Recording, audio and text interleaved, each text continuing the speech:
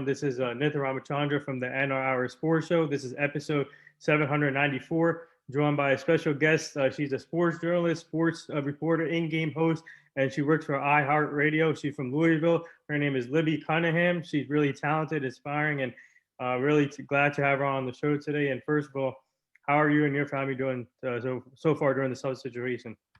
Oh my gosh, thank you so much. That was so sweet and flattering.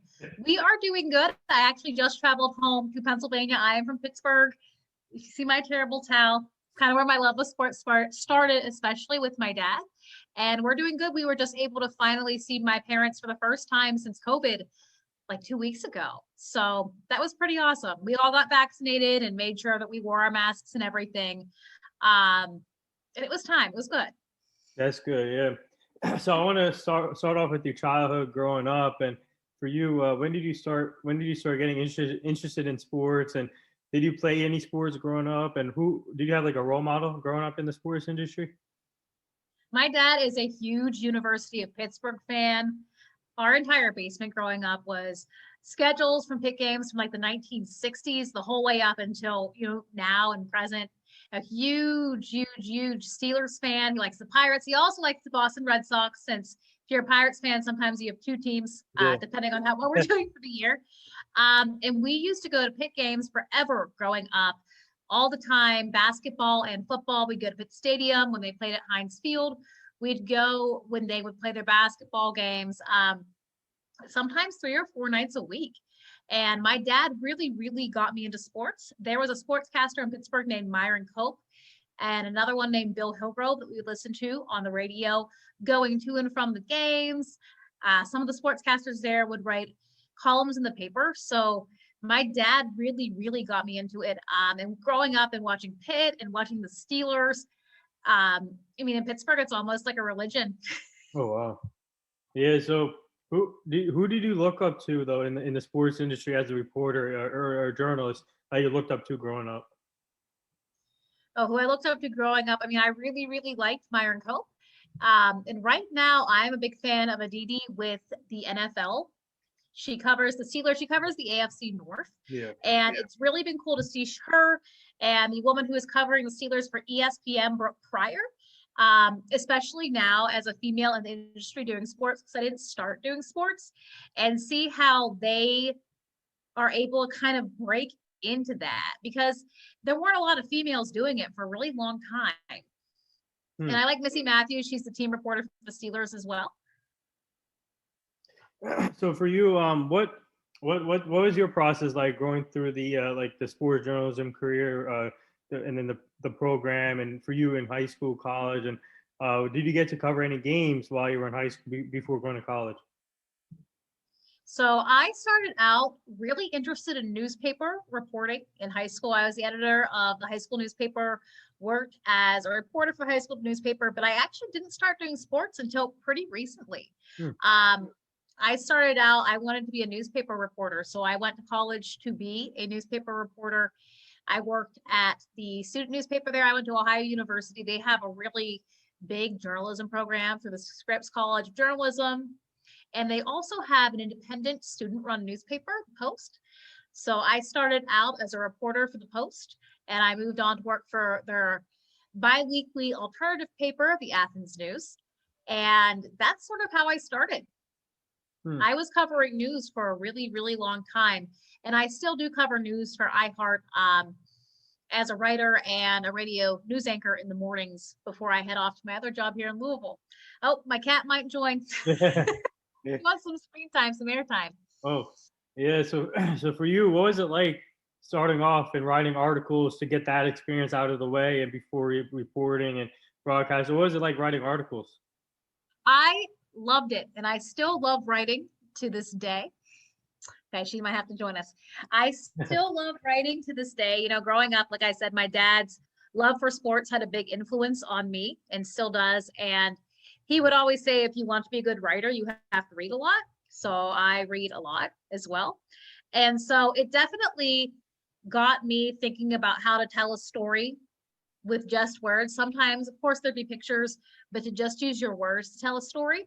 And moving on, working into broadcasting has helped me kind of bring those words to life with video and pictures and sound, because when I first started working in broadcast, I didn't even realize that reporters wrote their scripts out before they said that on TV. I didn't realize that there was a whole another element that was on top of what I was doing for the newspaper, which was a lot, you know? And so that was really, really eye-opening for me to see just how interchangeable and how much more you can do, how many ways you can tell a story. So now moving on to your college, when you got into college, and what were the main things that you learned in college to become the great sports journalist, sports reporter? And is that when you got to start reporting, going into games and covering it in person during college? No, it wasn't until, oh man, probably earlier in my career. In college, like I said, I was really focused on news and what was going on with the city. When I would cover sports stories, they would be more of like a feature or human interest story. So maybe there was a player who had done something really, really incredible. I remember in my first internship out of college, I worked for a newspaper called the New York Advocate, and it was really, really, like really hot that summer. And so we had to cover how the high school football team was doing their 2-a-day practices without, you know, getting so sick and overheating. And that was when I really first started thinking, okay, you know, we have the games, we have the things going on, but there are so many more stories that are behind what's happening. So now, so now you got to obviously after college, you were in-game host and covering games in the stadiums and baseball games. You covered a lot of games throughout your career so far. And what's that experience been like for you, just to be in the stadiums, getting to know these players, and interviewing them maybe before the game and after, and obviously seeing the fans in the stadiums. What's this experience like? You know, it's been really, really cool because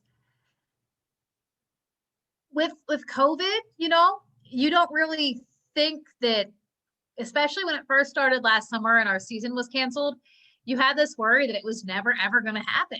You know, like when can we safely have people in the stadiums? When can we safely be around fans? When can we safely hear from the players? And it's definitely been really just awesome to be able to be back there and be around with them. I haven't gotten the opportunity to interview any players at this point. We're really following our COVID protocols, you know, to a T, trying to stay 6 feet from people, keeping our masks on when we're interacting with people, things like that.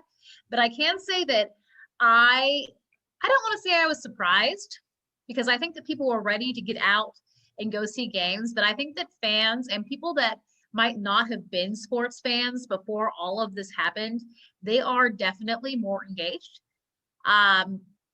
in what's happening with the games. Yeah, what was it like pre-COVID though? Take me back to pre-COVID, and obviously when you were able to interview these players. What was it like? What was it like pre-COVID for you?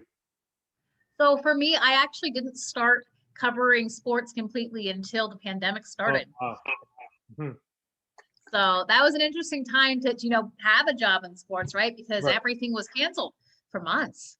Wow. Okay. So so take me back to last year. Obviously, all of us went through a struggle, and what did you learn as a sports journalist, and learning from last year till now, and you had to adapt to different situation, and I'm sure a lot of Zoom calls you did, a lot of Zoom meetings, and what have you learned as a journalist and a reporter?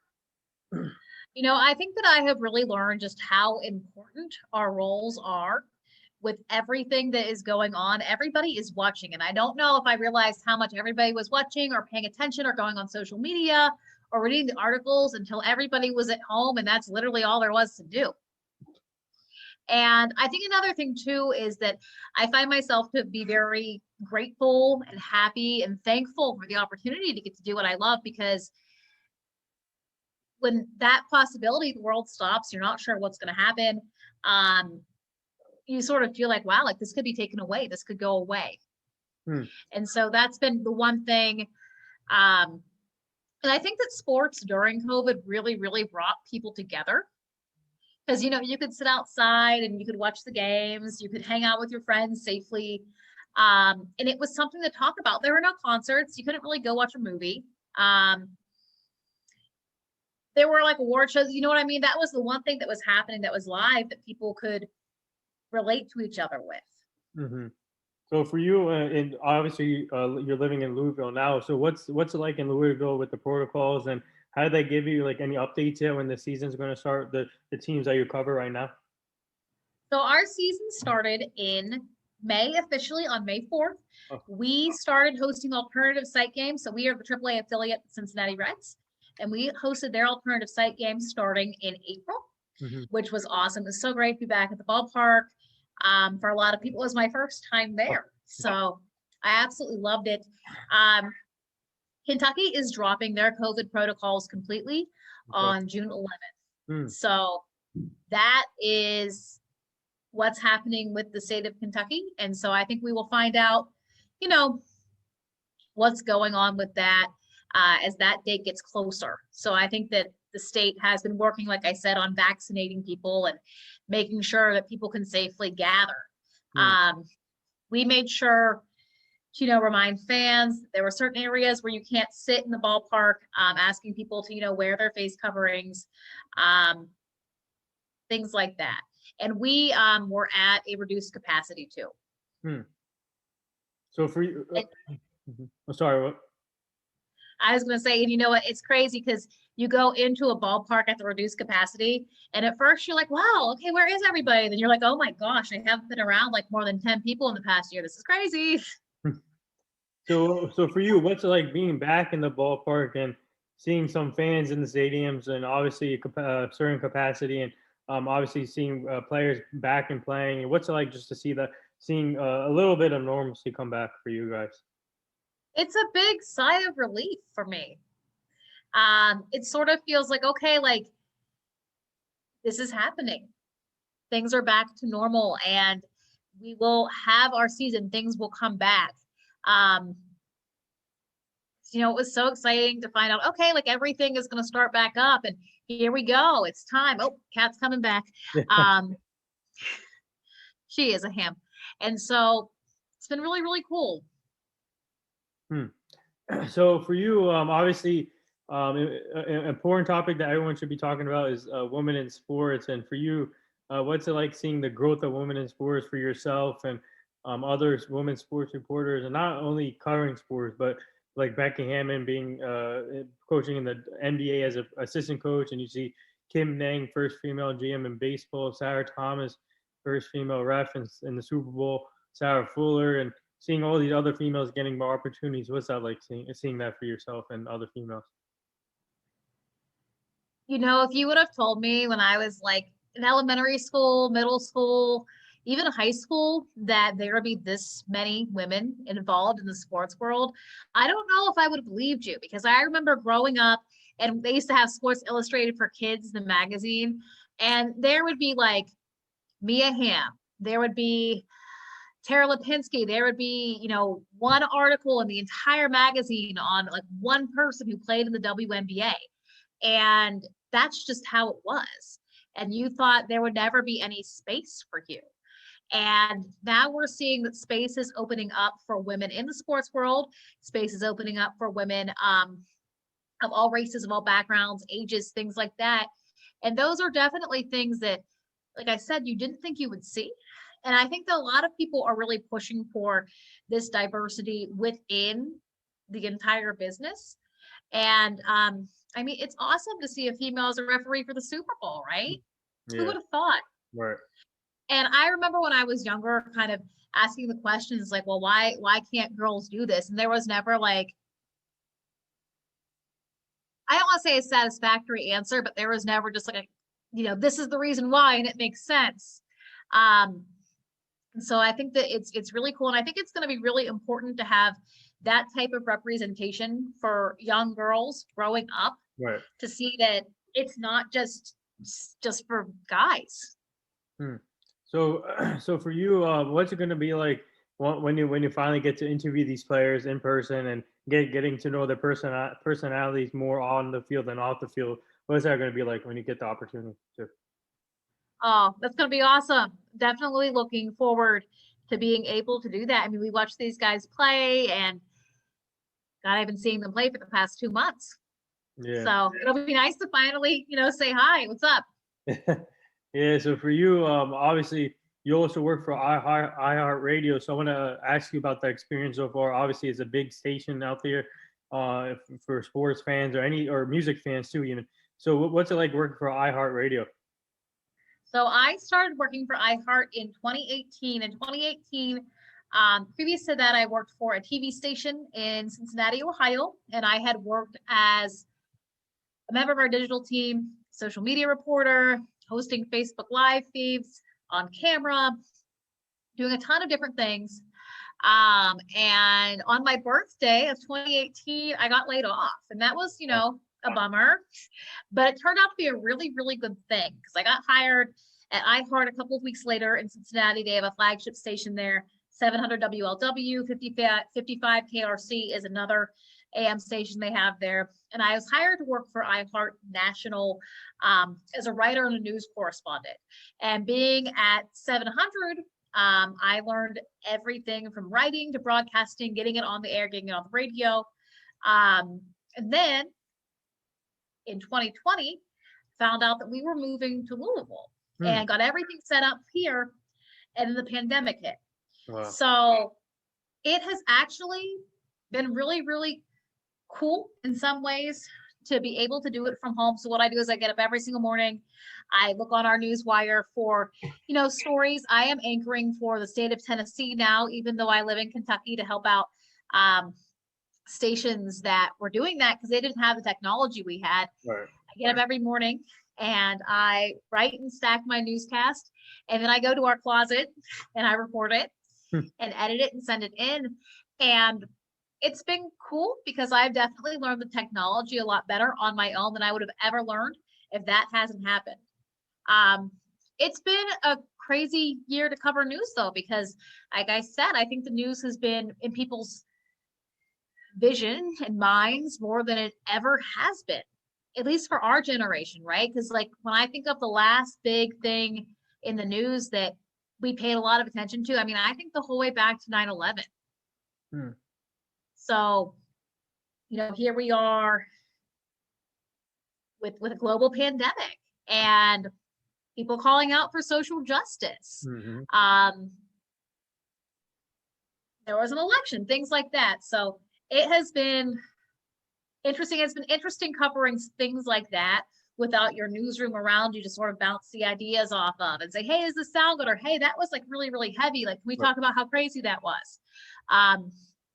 So that's what's so nice about being back at the ballpark with my coworkers at the baseball team, because we get to see each other face to face and have that conversation, and getting back in the swing of that has been really nice. So for you, I'm just curious, and how do you balance it out while covering sports in Louisville while covering other sports in a different state? How do you balance that out? Sometimes it's not. What's really, really helpful for me is being organized, and that's something that I've worked on, and I'm not perfect at. I'm still working on, but what's good is that my shift doing the radio stuff ends at about 3 p.m. and I don't have to go to the ballpark until like 5 or 6 p.m. usually. So in that time, I will exercise, take some time off of what I'm doing, eat dinner, do whatever I can do to like put that break in my day so I'm ready to go to the other thing. But what's really cool is that both jobs really build off of each other. To be an in-game host for a baseball team, you need to really show your personality. And when you're on the radio giving the news, even though you're giving the facts, people want to know that you're a human being with thoughts and feelings and compassion. And so what I've learned through doing the radio of being able to express that has been able to really, really help me in my job working for the baseball team. So for you, what are you most looking forward to other than iHeartRadio and covering sports in Louisville? What other projects do you have coming up, or what have you been up to working on other than this the two things you're doing right now? So I have been getting back into writing. I love writing, like I said. So I am currently working now with a magazine that covers coffee. across the world, doing a story on the coffee scene here in Louisville and sort of how it relates to social justice movements that are here in Louisville, because the Breonna Taylor case happened in our city and is a big part of the story of what's happening in our city, and also how they have been surviving during COVID. So that's something I've been working on now. It's supposed to publish, I think, in the fall. So I've been talking to different coffee shop owners about that and the story behind their shops. Because the cool thing about this city is that everything is like local food, local coffee. I mean, of course, it's a Starbucks, but there's like 10,000 other coffee shops you could go to, and it'd be awesome, you know? Wow, that's amazing.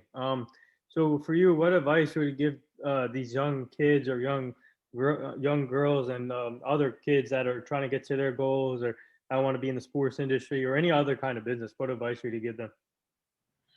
I would tell them to take any opportunity that they're given to get their foot into the door.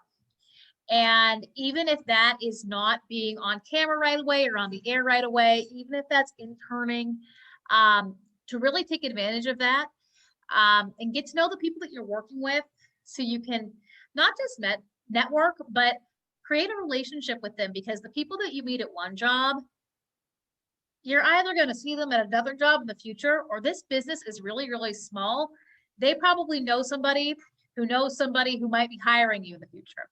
Another thing is to not get discouraged. So I think that I can count on one hand the amount of times I've gotten an acceptance letter to something, but I probably have been rejected hundreds of times. And that's not even an exaggeration.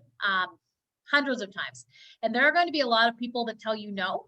And when somebody tells you no, if they give you constructive criticism and say, you know, the reason why I'm not choosing you is you are too green, you're too young, I feel like you need to work harder on your grammar, your writing, your presence on camera.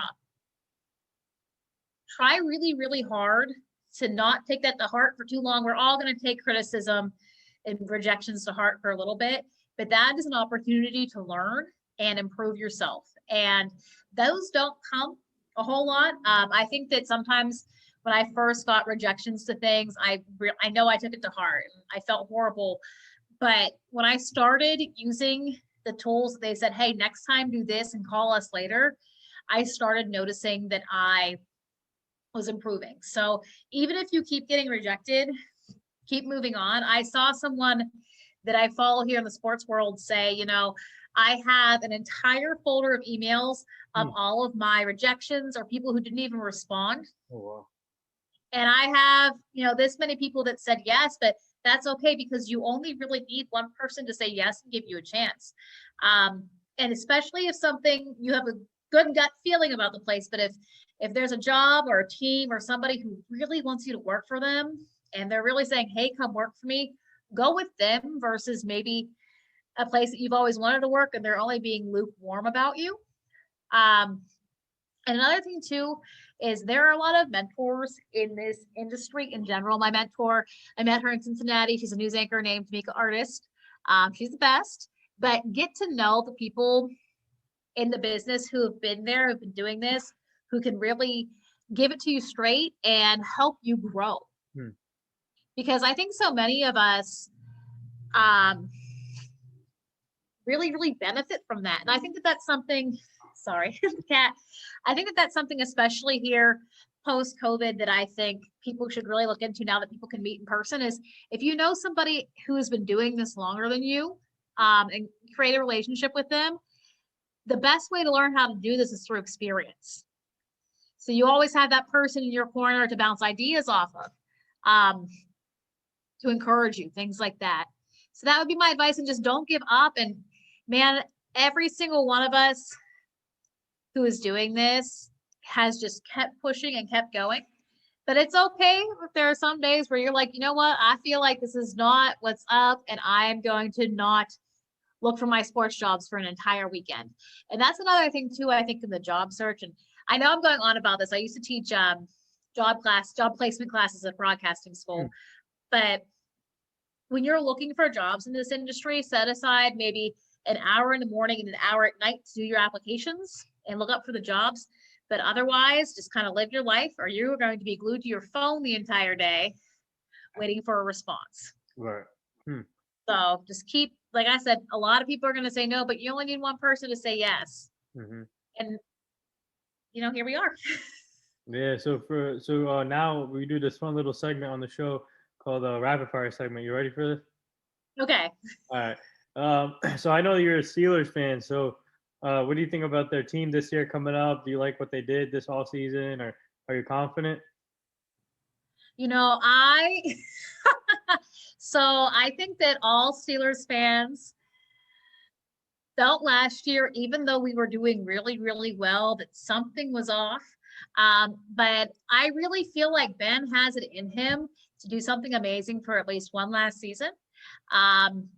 And I am hopeful, as I always am, that they will be able to pull it through. But I don't know if we're going to know until we see a couple of games.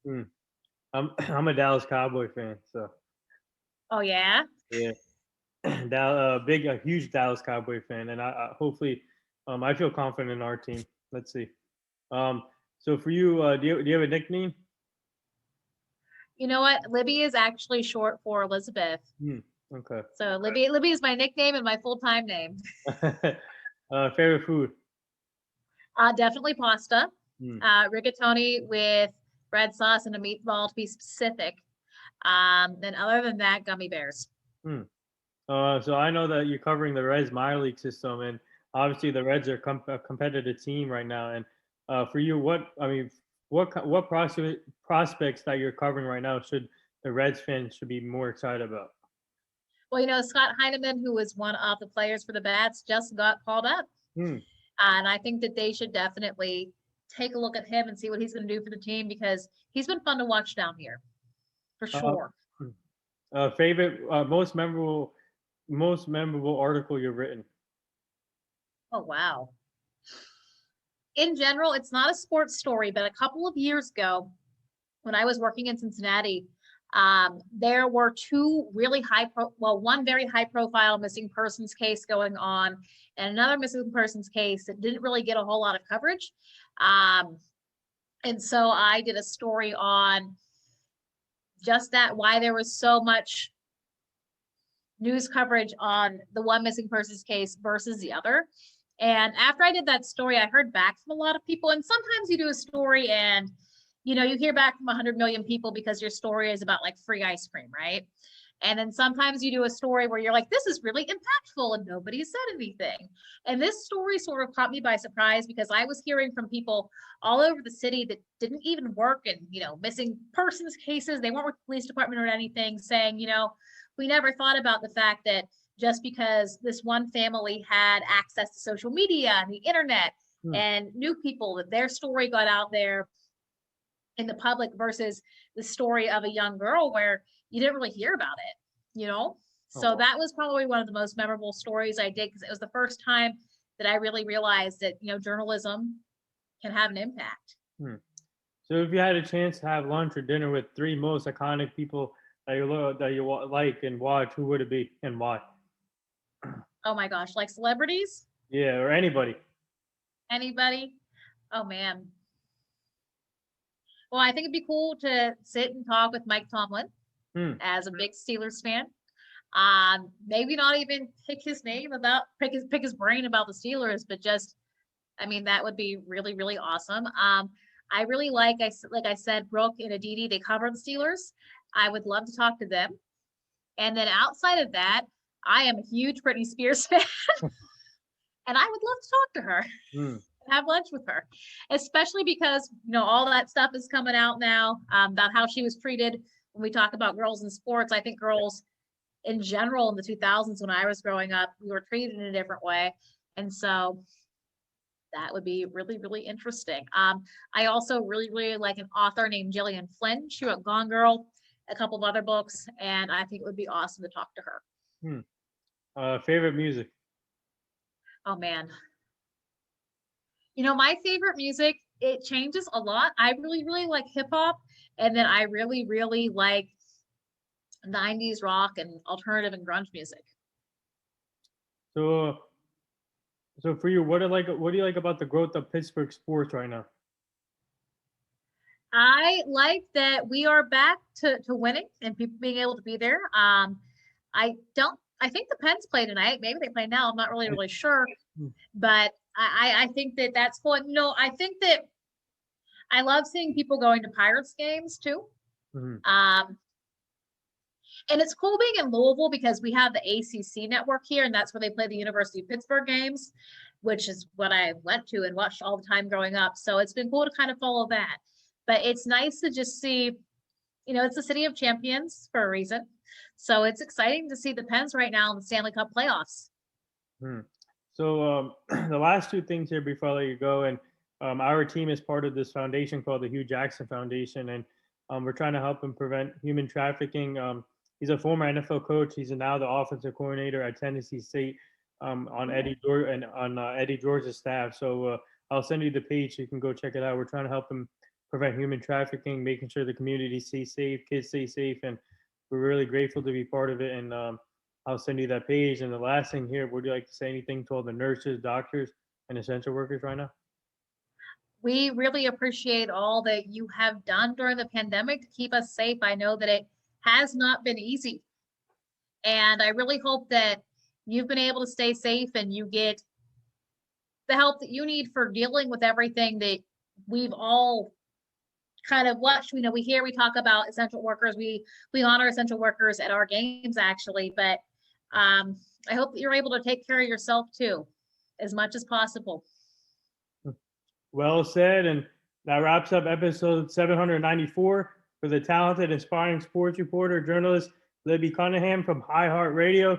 And she covers a lot of sports and minor league system underneath the Cincinnati Reds. So thank you again for coming on. It was truly an honor. And we would like to have you back on the show so you can meet the full team eventually. Like I said, they've been busy, but we would like to have you back so you can meet the full team. But keep up the great work, and you're such an inspiration. Thank you so much. And thank you for reaching out to me to do this. This has been fun.